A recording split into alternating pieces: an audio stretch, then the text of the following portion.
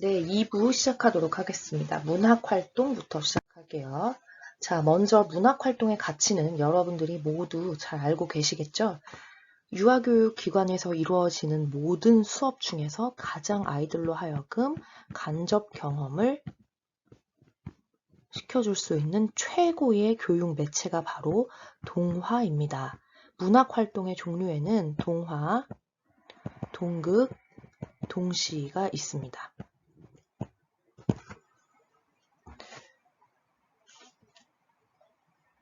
네, 36페이지의 교육적 가치 부분 읽어보시고요. 지도 절차 37페이지에 1단계, 2단계, 3단계 해서 나와 있는데 저는 좀 더 여러분들이 알기 쉽게 정리해 보았어요. 1단계, 책을 읽어주기 전에 이야기 흐름을 파악하기라는 것은 교사가 할 일이죠.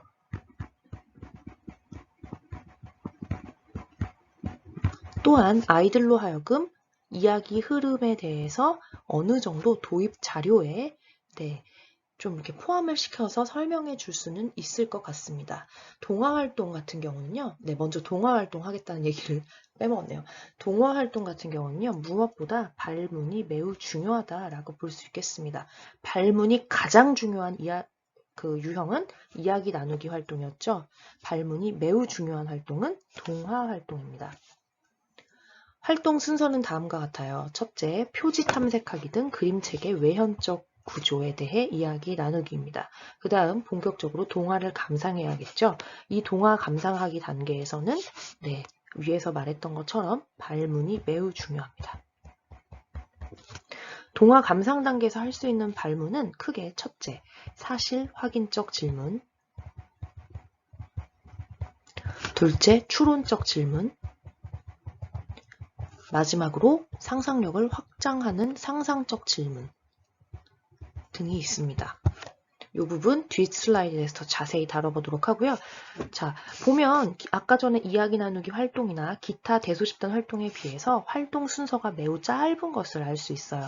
첫 번째는 도입일 거고 두 번째 전개 1, 2는 이래요. 그리고 전개 3 혹은 마무리가 이렇게 되겠죠. 여기서 동화 내용 회상하기는 전개 3으로 올라갈 수도 있다는 점 기억해 두시고요. 그만큼 동화 감상하기는 동화를 감상한다. 전개 2, 동화를 감상한다 하고 뭐가 많을까요? T가 많게 되겠죠. 이해되시나요? 그렇다면 동화 활동에서 어떤 발문이 좋을까요?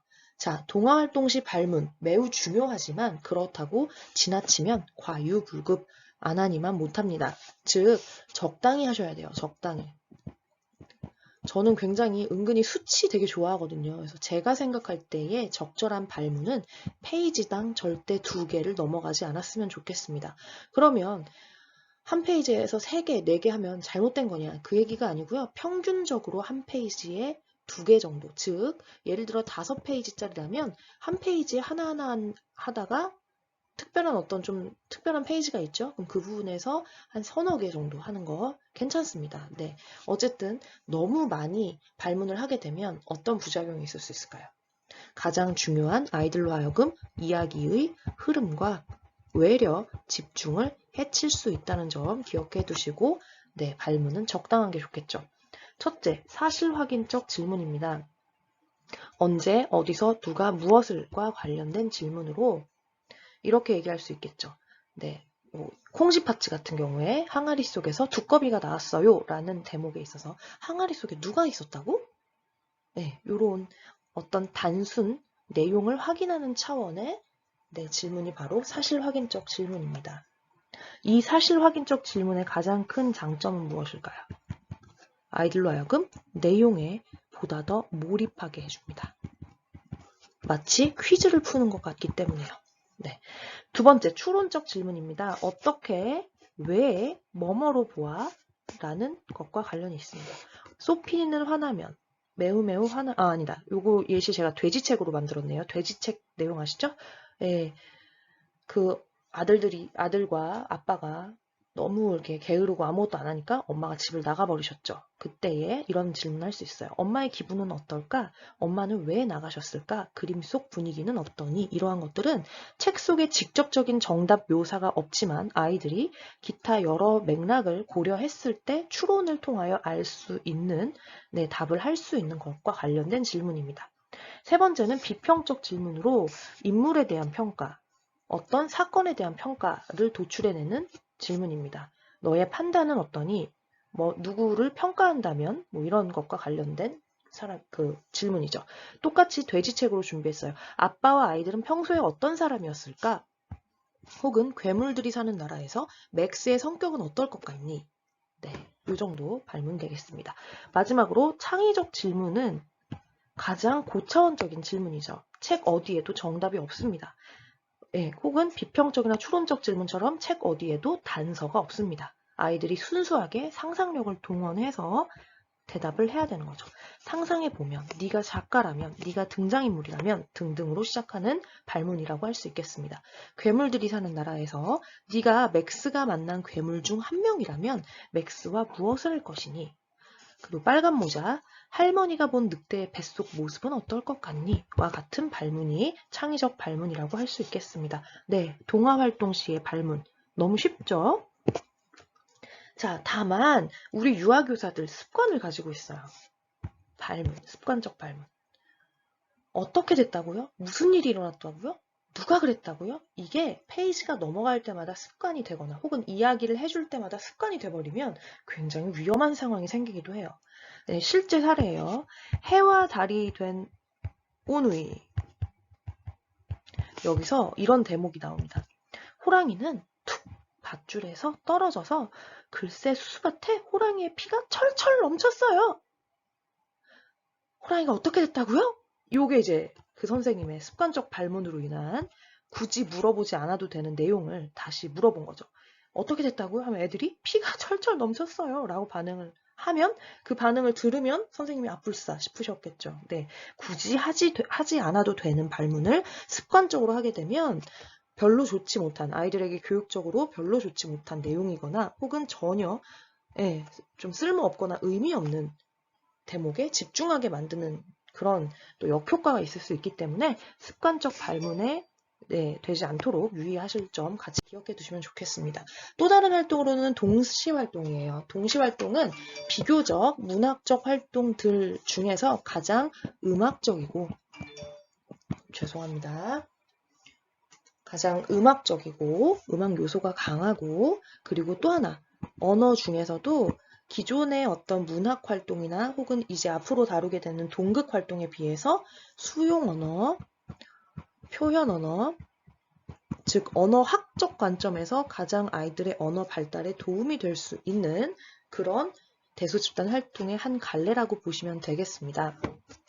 우리가 보통 포네틱스 혹은 포에틱스라고 하는 의문론,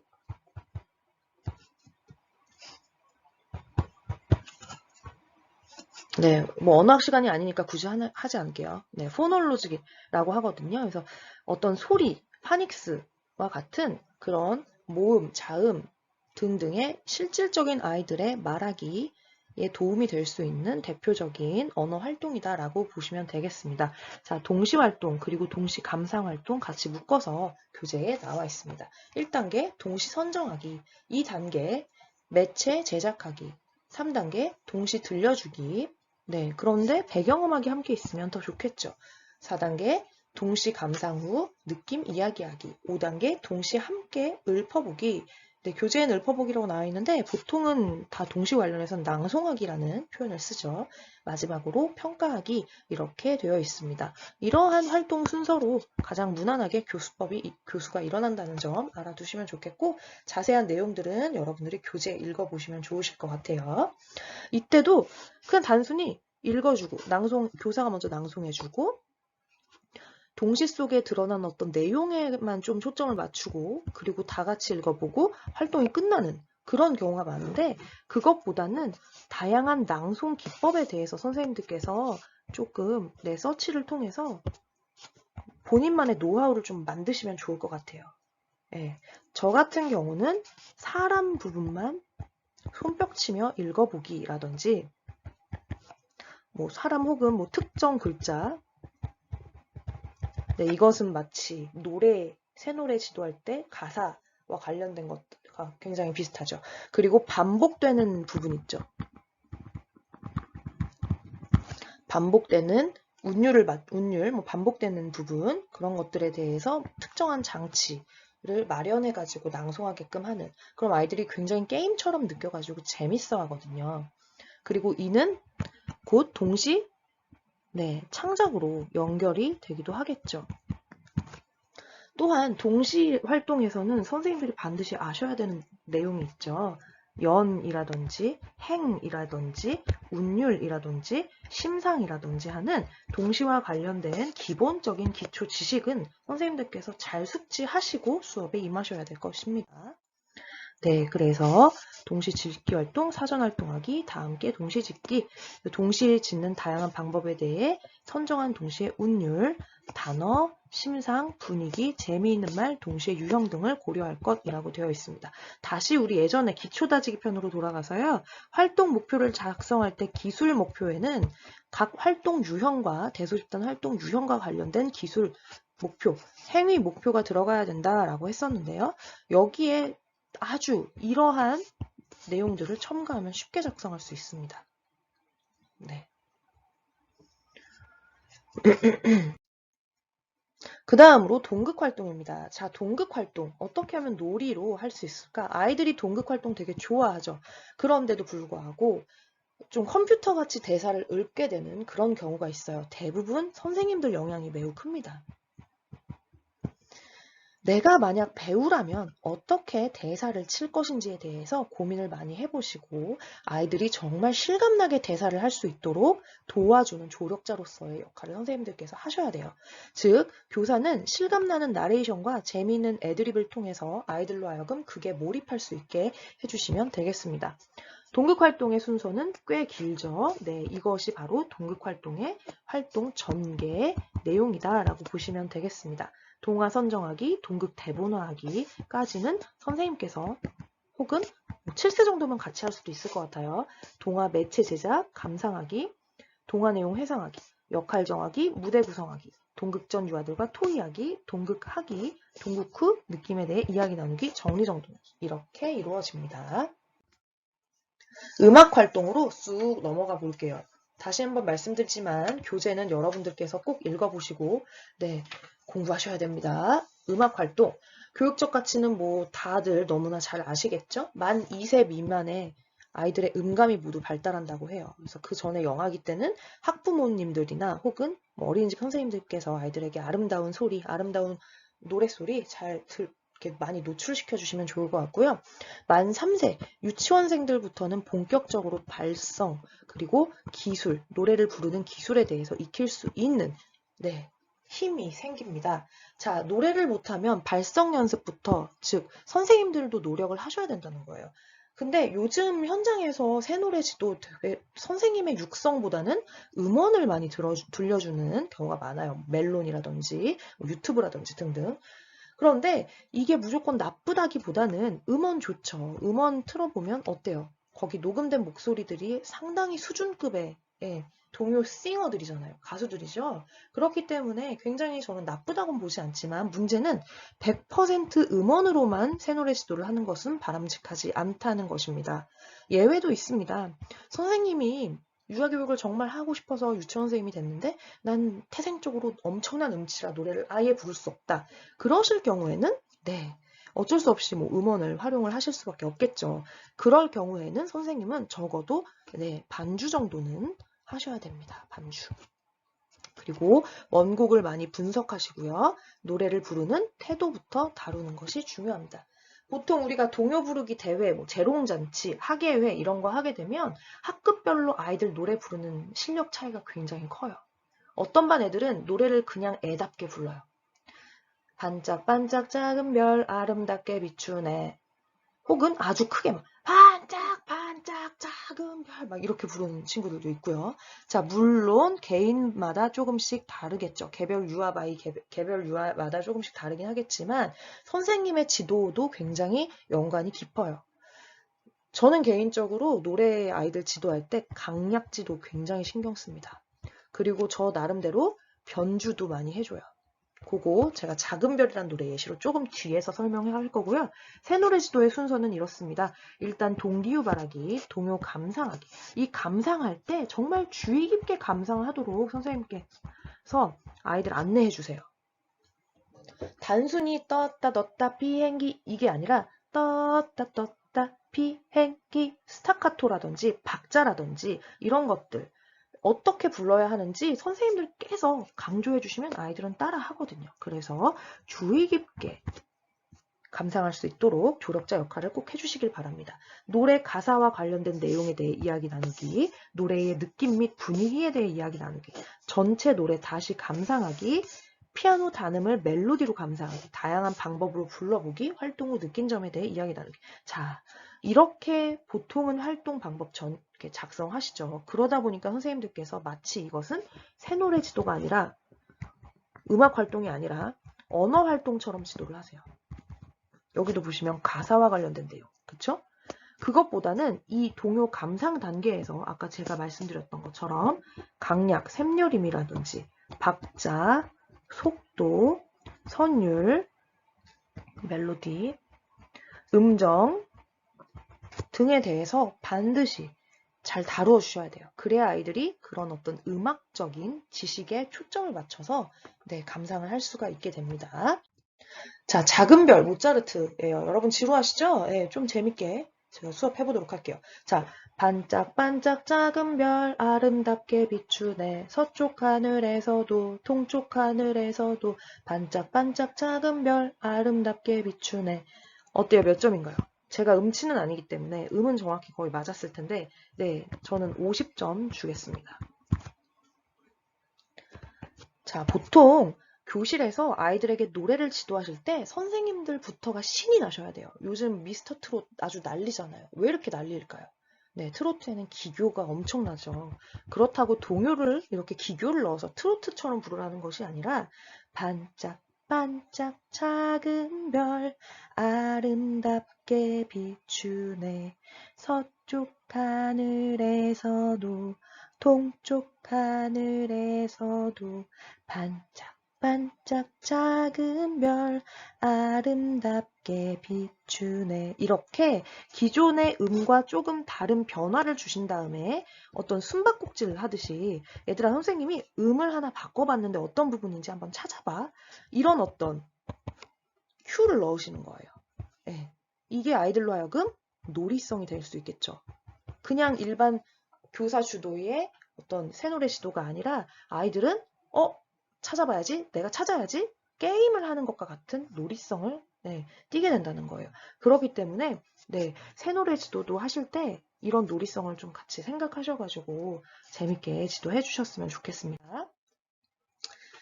그 다음 음악활동, 악기 연주, 기악이라고 불려지죠. 동기유발. 악기 연주 자체가 애들이 너무 좋아하는 수업이죠. 이것은 딱히 뭐 놀이성을 첨가한다기보다는 아이들이 악기를 처음 다루는 것만으로도 너무 즐거워하기 때문에 선생님들께서 이상의 활동 순서만 유념하셔가지고 계획하시면 좋을 것 같습니다. 굳이 제가 읽지 않을게요, 여러분. 책 보시면서 공부하시면 좋을 것 같아요. 자, 그 다음 감상활동입니다. 감상곡 들려주기, 감상곡에 대해 이야기 나누기라고 단순하게 나와 있는데요. 이 감상곡에 대해 이야기 나눌 때는 이 곡의 작곡가, 저자가 누구인지, 그 시대의 창작 배경은 어땠는지, 작가와 관련된 재미있는 이야기는 무엇인지, 특징은 무엇인지, 유래 등등, 작곡가의 의도, 이 노래를 만든 의도가 무엇인지 등등에 대해서 아이들과 함께 이야기 나누시면 좋을 것 같아요. 약간 우프다고 해야 되나요? 요즘 아이들 조기교육 엄청납니다. 제가 지금 아이를 키워보니까 더더욱 유치원에서 애들이 왜 이렇게 똑똑했는지 알겠더라고요. 베이비부터 전집들이 아주 엄청나게 퀄리티가 좋아요. 지금 요즘 들어 제가 저희 아기 재울 때도요. 그 블루래빗이라는 출판사에서 나온 모차르트 사운드북이라는 걸 들려주는데 저는 정말 멜로디만 익숙한 그 노래의 제목이나 이런 거 하나도 몰랐던 그런 곡들이 다 담겨져 있고, 아이가 그걸 보면서 눌러보면 관련된 그 명곡 클래식이 나와요. 예. 지금 아예 들려드리고 싶은데 조금 책이 멀리 있는 것 같긴 하거든요. 한번 갖고 와 볼게요. 잠시만요.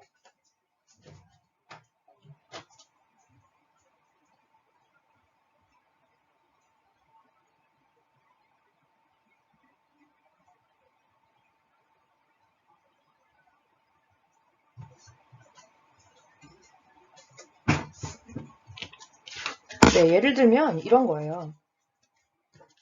모차르트 음악을 연주한다는 건 얼마나 기쁜 일인지 몰라요. 바이올린과 피아노는 서로 잘 어울리지요.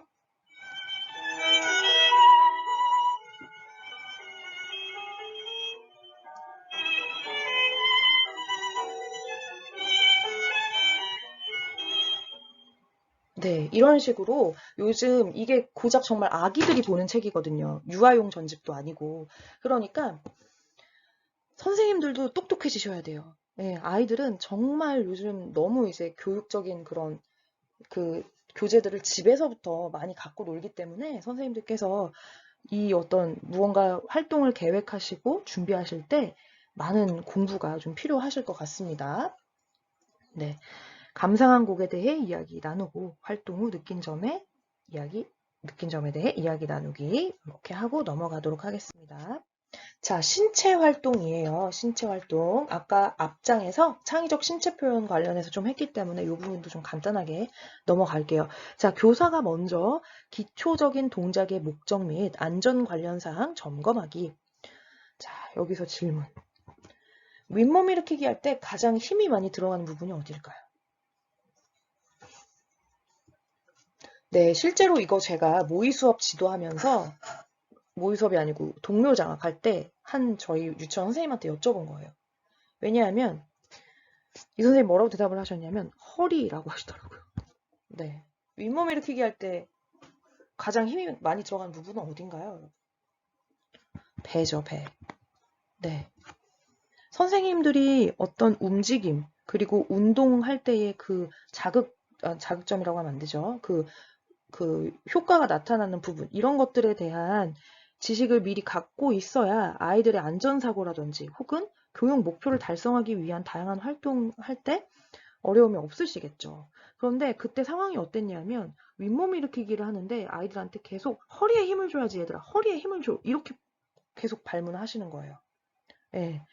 그러면 아이들 입장에서는 허리에 힘을 어떻게 주지? 라는 질문이 또 생길 수가 있겠고, 이는 올바르지 않은 네, 발문이라고 볼 수가 있겠죠. 그래서 우리 신체의 그 기능 이런 것들 미리 좀 점검하시고 네, 계획을 하셨으면 좋겠습니다. 자, 그래서 자유로운 탐색, 기초적인 동작 방법 익히기, 기초적인 동작 해보기, 특수한 기술에 대해 확장하여 해보기 등이 있고요. 뭐 이동 동작, 비이동 동작 이런 어떤 기초적인 것들 다 알고 계셔야 할 겁니다.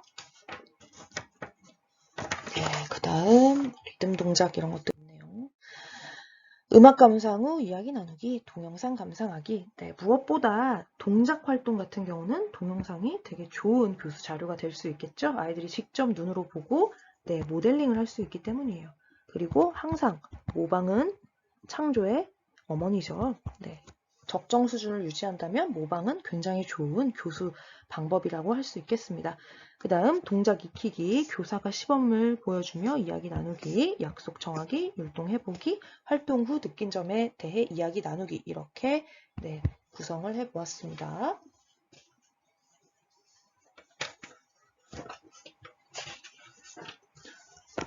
자, 그 다음 창의적 신체 표현은 그냥 넘어가도록 할게요. 아까 앞에서 했었거든요. 그렇기 때문에 게임 활동 갈게요. 게임 활동. 게임 일단 아이들이 제일 좋아하는 활동, 그쵸? 그만큼 말도 많고 탈도 많은 왜일까요? 네, 경쟁과 아직 아가들은 어때요? 자기중심적이고 패배에 익숙하지 않죠. 그래서 초보적인 수준의 학기 초에는 승패가 있는 게임보다는 그냥 어떤 그 패스 올 페일 게임 있죠. 다 완수하면 이기는 게임. 네. 그런 게임을 먼저 시작해서 추후 아이들이 승리에 좀 이렇게 너무 민감하지 않을 때에 경쟁 게임으로 넘어가는 것이 좋습니다.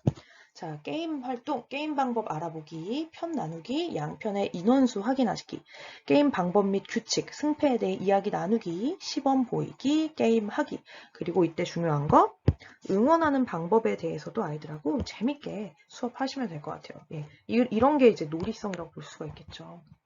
게임이라는 것 자체가 좀 놀이성이 강한 활동이기 때문에 굳이 이렇게 놀이성에 대해 강조할 필요는 없지만 응원 방법 같은 거 만드는 것도 너무 재밌을 것 같아요. 점수 알아보기, 게임 후 평가하기까지 있습니다. 요리 활동입니다. 요리 활동도 그 자체로 아이들이 매우 좋아하는 활동이에요. 왜요? 네, 탐색의 과정이 길고 무엇보다 실물 자료를 만들고 아이들로 하여금 무언가 재료를 가지고 완성이 되죠. 이것은 아이들로 하여금 엄청난 유능감과 성취를 느끼게 합니다. 그리고 변화에 대한 어떤 그 호기심을 자극하기도 해요. 그래서 너무나 매력적인 활동인데 단 주의할 것, 열이나 열기구나 혹은 칼 등을 이용하기 때문에 안전에 유의해야 되는 그런 활동이라고 볼 수가 있겠죠. 자, 동기유발하기, 그리고 요리 재료 및 도구 탐색하기. 이때 요리 재료 및 도구는요, 오감을 활용해서 탐색을 할 수 있도록 합니다. 웬만하면 그냥 맛보는 것도 전 나쁘지 않다고 봅니다. 네, 요리 순서 알아보기, 요리 활동 시 지켜야 할 약속에 대해 알아보기, 요리 해보기, 시식해보기, 자리 및 도구 정리정돈하기, 활동에 대해 평가하기 등이 있습니다. 자, 혹시나 해서 하는 말인데요. 점심시간 전에 요리 활동이 계획이 되어 있다면 정말 아이들이 너무 먹고 싶어 해도 한 2피스 정도 저는 최대치라고 봐요. 어떤 그 선생님께서 점심시간 전에 요리 활동을 했는데 애들이 점심을 급식을 하나도 안 먹고 다 남겨오는 그런 사례도 있었거든요. 별로 좋지 않겠죠. 아이들에게 가장 균형 잡힌 알맞은 식단은 점심 식사잖아요. 그래서 요리 활동 결과물은 너무 이렇게 지나치게 많이 먹지 않도록 제한을 좀 해주셨으면 좋겠습니다. 미술활동입니다. 미술활동은 그리기, 만들기 등과 같은 표현활동과 감상활동으로 나누어지죠. 자, 표현활동 먼저 볼게요. 재료 및 도구 탐색하기, 만드는 방법 알아보기, 약속 알아보기, 해보기, 활동 마무리 및 예고하기, 도구 및 주변 정리하기, 작품 감상하기, 활동에 대해 평가하기 있습니다. 미술활동도 마찬가지예요. 교육적 내용, 점, 선, 면, 구도, 색채, 명암, 질감, 분위기 등등등 이러한 내용들을 반드시 활동 방법 전개에 녹아 있어야 해요. 적어도 발문으로 5가지 이상은 들어가 있어야 합니다. 그래야 진정한 의미의 미술 활동이라고 볼 수가 있겠습니다. 아시겠죠? 자, 그리고요. 이것은 이제 감상 활동인데요. 작품 관찰 후 이야기 나누기, 구도, 사물, 인물, 부인 등등 이런 것들에 대해서 구체적으로 관찰을 할 수 있게끔 해주시고 작품에 나타난 미적 요소의 원리, 미적 요소와 원리에 대해서 이야기 나누고 작품의 저자, 그림의 의도, 시대적 배경 등에 대한 작품 전반의 배경 지식에 대해 이야기 나누어야 할 것입니다. 근데 어떤 교육기관에서는 이런 감상 활동과 표현 활동을 하나의 단위 활동으로 묶기도 해요. 그쵸? 이것이 틀렸다는 것이 아니라 미술 감상 활동은요, 그 자체로도 20분, 30분이 소요가 될 수 있어야 해요. 선생님께서 재미있게 진행만 하시면, 아까 얘기했던 놀이성만 포함하시면 충분히 감상 활동만으로도 2, 30분 소요되게끔 이끄실 수가 있습니다. 수수께끼 형태의 발문을 하셔도 좋고, 새로운 제목 맞추기 게임, 이런 거 괜찮겠죠. 그리고 제목 창작해보기 등등. 감상활동 너무 재밌게 해보실 수 있을 것 같아요. 자, 그리고 또 한 가지 중요한 거. 유치원들 가보면, 환경정리판에 아이들 작품한 거 다 똑같이 이렇게 붙여놓잖아요. 별로 좋지 않습니다.